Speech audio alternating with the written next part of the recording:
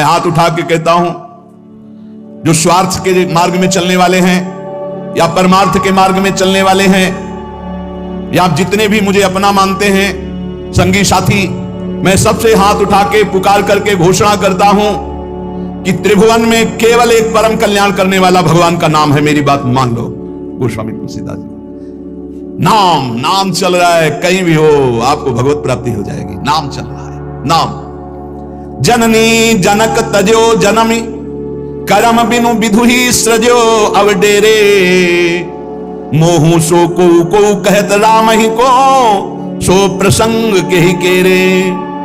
देख लो मेरा भाग्य, जन्म लेते ही माता चली गई। बड़े महापुरुषों के साथ बड़ी घटनाएं घटती हैं। जन्म लेते ही माता चली गई। अभागी जानकर पिता ने कभी प्यार नहीं किया, त्याग कर दिया। जिस पुत्र के प्रकट होती मेरी अर्धांगिनी चली गई, मैं ऐसे पुत्र का मुंह भी नहीं देखना चाहता। तो माता ने तो शरीर त्याग के चली गई, पिता ने मुझे त्याग कर दिया। ब्रह्मा ने मुझे कुछ अभागा ही रचा है। गोस्वामी तुलसीदास जी कहते हैं, बड़ा बेढप मेरे भाग्य की रचना करी। जिसके दरवाजे में खड़े हो जाते टुकड़ा नहीं देता, भगा देता। जिस दासी ने पालन पोषण किया, कुछ दिन बाद वो भी पधार गई। सबको ये भ्रम हो गया कि तुलसीदास जी महाराज के लिए कि बड़ा भागा बालक है, जिसके दरवाजे पे खड़ा होगा कोई घटना घट जाएगी, कोई भोजन नहीं देता। बोले ब्रह्मा ने कुछ भाग्य ही ऐसा रचा। अब जो मुझे समझ में आया कि मेरा जो भाग्य बदला वो राम नाम से। राम राम राम, पकड़ो बात को, पकड़ो। अब तो कोई कोई कहता है कि तुलसी राम का है। अब भाग्य मिट गया। बड़े बड़े बादशाह ताज उतार कर रखते हैं। जानते हुए सब क्यों हो रहा है? क्योंकि हमने राम नाम का आश्रय ले लिया। अब खूब राम राम राम राम जपता हूं, उसका परिणाम हुआ कि सब कोई सम्मान देता है, सब ताज उतार के रख रहे हैं, प्रणाम नमस्कार दुनिया वाह वाह। क्यों? क्योंकि राम राम जपता हूं, राम का हूं, इसलिए। बात समझो। अगर पकड़ पाओ, कह रहे हाथ उठा के कह रहा हूं, जन्म से अभागा कहा गया, मां पधार गई, पिता त्याग दिया। संसार के लोग कहते अभागा है, लेकिन राम नाम का प्रताप ऐसा उदय हुआ।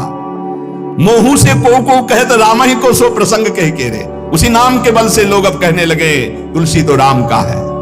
फिर ओ ललाट बिनु नाम उदर लगी, दुखो दुखित मोहि हेरे। जब मैं राम नाम का आश्रय नहीं लिए था, तब पेट भरने के लिए द्वार द्वार पर ललचाकर भूख से व्याकुल होकर खड़ा होता। उस समय मेरी दशा मुझे याद है कि अगर दुख देखे तो दुखी हो जाए, ऐसी मेरी दशा थी। बालक अवस्था, भूख से व्याकुल, दूसरे के दरवाजे पे खड़ा और धक्का मार के लोग भगा देते, अभागी है। फिर ओ ललाट बिनु नाम उदर लगी, दुखो दुखित मोहि हेरे। अब बोले नाम प्रसाद लहत रसाल फल, अब हो बबूर बहेरे। नाम राम राव रोई हित मेरे। जब नाम जब शुरू हुआ तो नाम की कृपा से क्या हुआ कि बबूल और बहेड़े के जो वृक्ष थे, अब उनमें आम लग गया। मान लो मेरा जीवन बबूल का पेड़ था, बहेड़े का पेड़ अपवित्र माना, लेकिन उसमें आम लग सकता है, लेकिन लग गया क्योंकि मेरा जीवन ऐसा था। आवाज परमानंद की बाढ़ आ रही। बोले वे किसके बल से? बोले राम राम राम, नाम के बल से आई। नाम प्रसाद लहत रसाल फल, रसाल माने आम का फल, अब हो बबूर बहेरे। पहले तो मैं कैसा था? बोले बबूल का पेड़, काटा ही उगेगा, दुख ही मिलेगा। जब नाम का जप शुरू किया तो उसी बबूल में रसाल लग गया, आम का फल, अर्थात महान आनंद। साधत साधु लोक परलोक ही, सुनि गुनि जतन घनेरे। तुलसी के अवलंब नाम को, एक गांठ कई फेरे। नाम राम राव रोई हित मेरे। संत जनों ने, शास्त्रों ने जब कहा कि जीव के समस्त दुखों को मिटाने में समर्थ है नाम, बस उसके अनुसार हमने पकड़ लिया, नाम जप करना शुरू कर दिया। उनकी बात मान करके जब नाम जप किया तो लोक परलोक सब बन गया।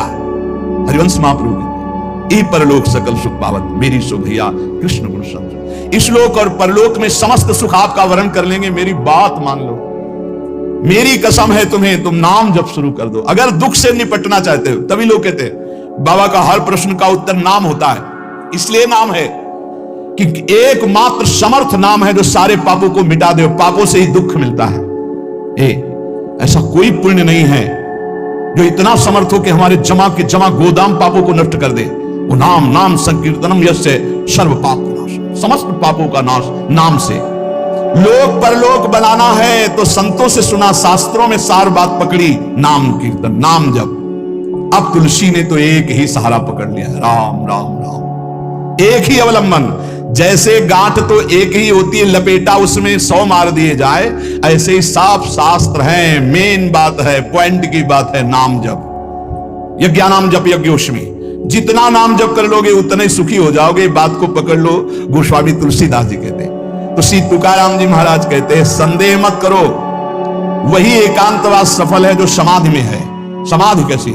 नाम की समाधि, नाम का ध्यान, 2 अक्षर राधा, वही गूंज रहा है। अब समाज में बैठे हो तो एकांत, एकांत में बैठे हो तो एकांत। और अगर नाम जप नहीं चल रहा तो श्री तुकाराम जी महाराज कह रहे हैं, केवल एकांत में बैठे रहना प्रमाद है।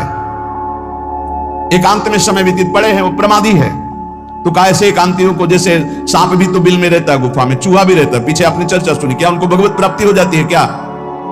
हाँ, नए साधक को चाहिए कि कुछ समय एकदम शांत, जैसे आप लोगों के पास कुटिया है, कमरा है, एकांत कमरे को अपना गुफा समझो, सेवा और वाणी पाठ आदि किए, कुछ समय तो एकांत मिलता ही है। उस समय बैठ करके मन को प्रभु के चिंतन में, कई बार हम कहते हैं कि आप कहां हो, हजारों बार यहां सत्संग में कहते हैं नाम चलाओ, अंतर्मुख। जब हम सेवा में लगे हैं तो नाम चिंतन चल रहा है, जब सेवा से विलग है तो एकदम समाधिस्थ है, एकदम आनंद में नाम चल रहा। जी, ठाड़े बैठे परे उताना, कबीर काहे हम राय ठिकाना। चिंतन ही हमारे जीवन का सार है, इतनी बात समझ लो। अगर आपका चिंतन नहीं चल रहा, हम कोई महत्व नहीं रखते, इन सब बाहरी बातों का महत्व नहीं रखते, ध्यान रखना। खास बात है आपका चिंतन क्या चल रहा है। हमारे हृदय को प्रसन्न करने वाली सबसे बड़ी सेवा है आपका चिंतन। अचानक दृष्टि आपके चेहरे में पहुंचे और आपकी नेत्र दिखाई दे रहे अंतर्मुखता में, एक हृदय में शीतलता रहती है, हाँ काम हो गया। अगर साधक ऐसे चलेगा तो बहुत जल्दी काम हो। मुख बरनत हरिवंश, चित्त नाम हरिवंश रति, मन सुमिरन हरिवंश, ये है जो कृपा हरिवंश।